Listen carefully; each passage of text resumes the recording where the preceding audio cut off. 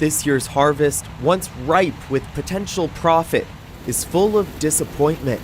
Chinese tariffs on canola are continuing to push down prices, with a nearly 76% duty on seeds imposed last month, cutting off Canada's second largest buyer, a nearly $5 billion market. In the fields of Saskatchewan, this year's canola harvest should have been a moment of pride. The weather delivered, the crop was abundant, and farmers expected a strong return. But instead of profit, they are staring at disappointment.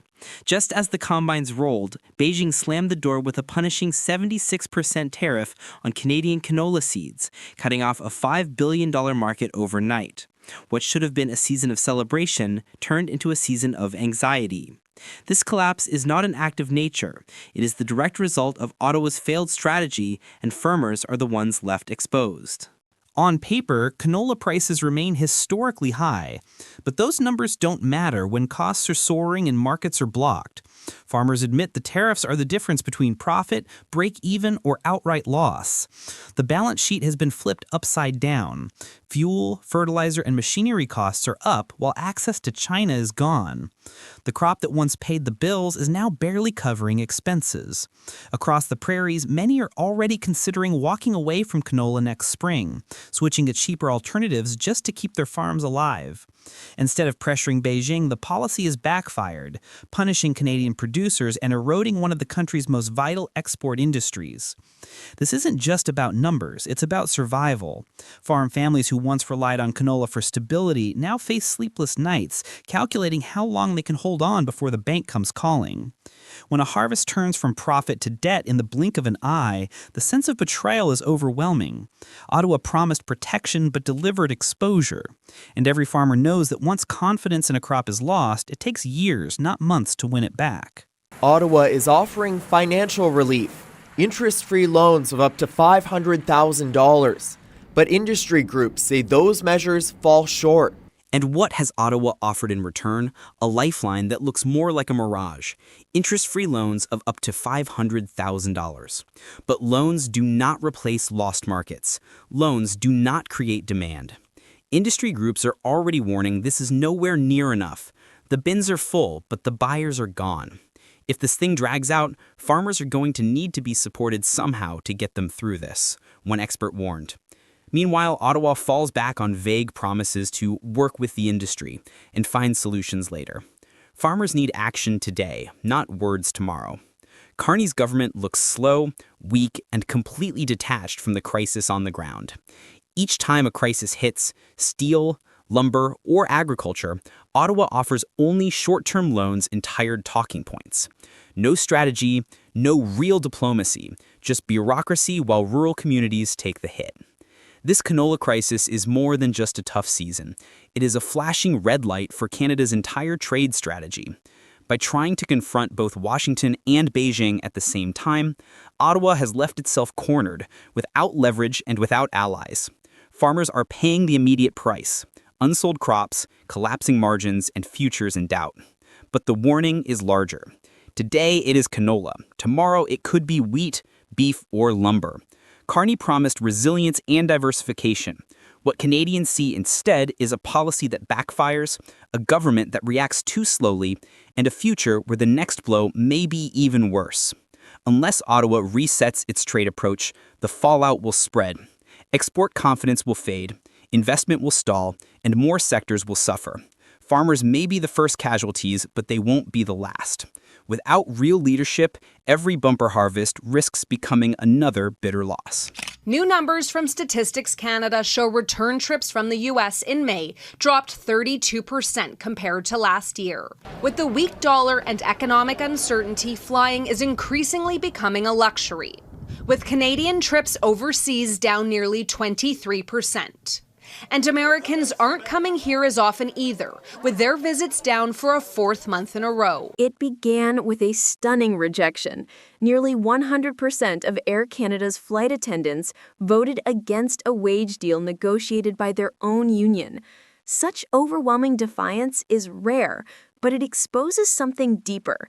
This is not just a fight over pay. It is a symptom of an economy under stress and of a government losing control. Mark Carney promised Canadians that his leadership would steady the ship through Trump's tariff storm. Instead, he now faces a wave of worker anger and industrial unrest. Even in an industry so central to Canada's identity, the cracks are impossible to ignore. The aviation sector, tied at every turn to the American market, is showing just how fragile Carney's promises have become. Families now watch nervously, knowing higher fares and disrupted flights will be yet another burden on household budgets already stretched thin by rising prices. The airline industry has always been brutal. Costs are relentless. Wages make up about a quarter of total expenses, fuel another 30%, with taxes, landing fees, and aircraft purchases stacked on top. Carney claimed that his trade diversification agenda would shield Canadian carriers from Trump's tariffs, yet Air Canada is now mired in disputes and uncertainty. Without access to the U.S. market, the most lucrative destination, Canadian airlines cannot survive. Warren Buffett once quipped that the industry has lost more money than it has ever made. That warning is now hitting home in Canada. Carney's rhetoric about building resilience looks hollow when the country's flagship airline finds itself trapped between angry workers and a dependence on American passengers. Communities from Toronto to Vancouver are realizing that flight cancellations or higher ticket prices are not isolated problems. They are the latest sign that government policy has backfired and left Canadians with fewer options and higher costs. The truth is clear. Carney's talk of diversification was nothing more than political theater. He boasted of opening new markets in Europe and Asia, but the numbers speak louder than his speeches. 75% of Canadian exports still flow south across the border. For airlines, for manufacturers, for farmers, the United States remains the lifeline. No other market offers the scale, proximity, and integration that the U.S. provides. By promising that Canada could stand alone, Carney created false expectations. Now workers see the reality. Strikes, stalled deals, and business uncertainty show that his policies backfire, leaving communities more exposed than before. Every attempt to pivot away from America has only highlighted just how irreplaceable the American market truly is. Whether it is aircraft full of passengers or trucks loaded with goods, the flow southward is what sustains Canada, and without it, the economy begins to stall. From a rejected labor deal in the airline industry, a larger truth emerges. Canada is not on a path to independence from the United States. It is more entangled than ever. Carney's empty bluff that he could build a new future without leaning on America has collapsed under the weight of real-world economics. Workers lose faith, industries stumble, and families bear the cost. This is not stability. It is fragility masquerading as strategy. The harsh reality is that every move to challenge Trump's tariffs, every promise to diversify, every claim of resilience has backfired. Canada's economy remains chained to the U.S., and Carney's leadership is being exposed as little more than words.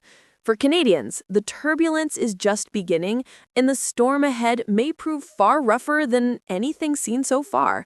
The question now is how long the country can endure before even more sectors collapse under the weight of promises that were never real to begin with. We won't just manage through this crisis. We will prosper from it. We're focusing on our government's mission to make housing more affordable for all Canadians. Mark Carney stepped onto the stage with a promise that sounded larger than life. 13 billion Canadian dollars for a brand new federal agency called Build Canada Homes. His words painted a picture of a national mobilization, of homes built faster, cheaper, and smarter. He spoke of modular housing, public land, and private capital rushing in to save the day. For a moment, it sounded like Canada had finally cracked the code to the housing crisis, but the cracks appeared almost immediately. Critics called it another layer of bureaucracy. Economists warned about ballooning deficits. Families saw headlines about grand plans while their rent checks kept climbing.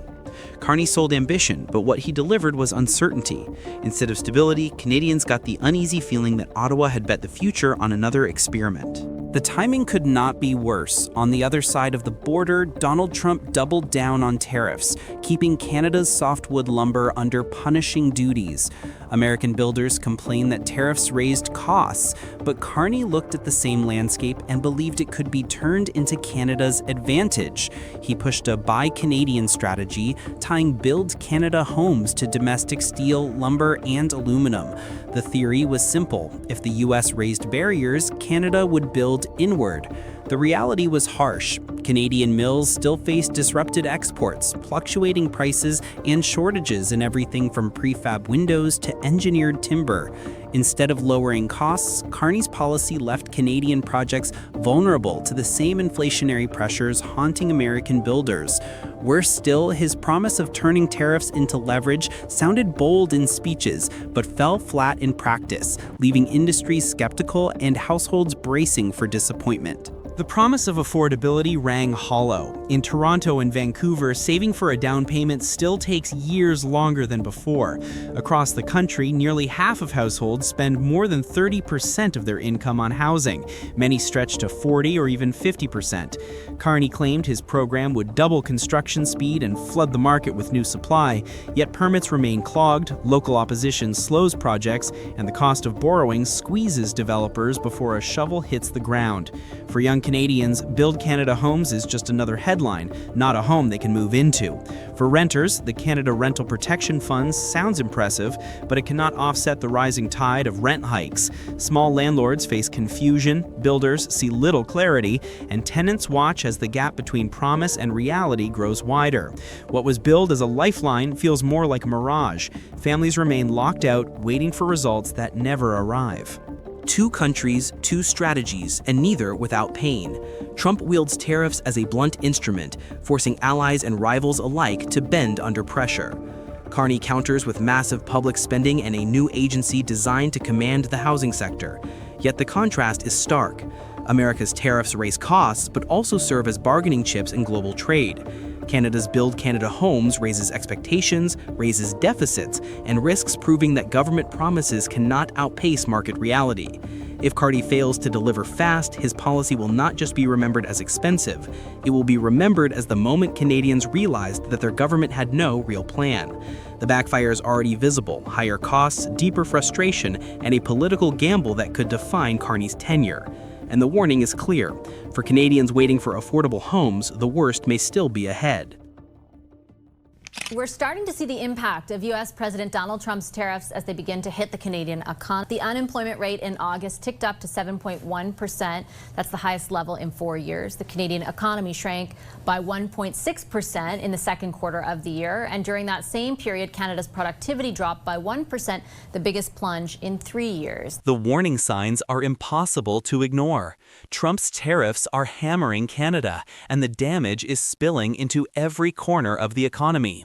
In August, unemployment jumped to 7.1%, the highest in 4 years. The economy shrank by 1.6% in the second quarter, while productivity suffered its steepest fall in 3 years. For ordinary Canadians, these are not abstract numbers. They mean lost jobs, vanishing savings, and mortgage payments slipping out of reach. Families look to Ottawa for leadership, but instead they see Mark Carney promising stability while delivering chaos. What was supposed to be a plan to shield Canada from American pressure is already collapsing under its own weight. At the heart of the crisis lies Carney's budget gamble. He has tried to sell Canadians on a vision of austerity and investment at the same time, as if the government can cut deeply while spending freely. The contradictions are glaring. Ottawa talks about trimming day-to-day operations, yet still fuels massive new projects that push the deficit toward $100 billion. The problem is not just the size of the shortfall, but the mixed message it sends. Businesses see a government chasing slogans rather than strategy, pledging discipline one moment and opening the taps the next. Private capital is retreating, down 10% in the second quarter, just as the economy needs it most. Even the prospect of lower interest rates from the Bank of Canada cannot restore confidence when fiscal policy looks so unstable. Credit agencies are already warning about Canada's debt trajectory, raising the risk of a downgrade that would make borrowing costlier for everyone. What was meant to project confidence now looks like weakness, and markets are responding accordingly. Now the human cost is mounting. More than 1.5 million Canadians are out of work. The employment insurance program, which should act as a safety net, covers barely a third of the unemployed, the lowest rate since 1941. That failure leaves workers completely exposed. Prime-age employees in once secure industries earning six-figure salaries are suddenly watching their homes slip away. In retail and hospitality, low-wage staff face eviction because 55% of minimum wage is not enough to survive. The pain is spreading far beyond those sectors. Auto plants in Ontario are scaling back shifts, steel mills are idling furnaces, and construction projects are stalling as material costs climb under Trump's tariff wall. Every lost paycheck means another family slipping into uncertainty, and every layoff adds pressure to already stretched food banks and rental markets. Carney's government promised resilience, but the cracks in the social fabric are widening.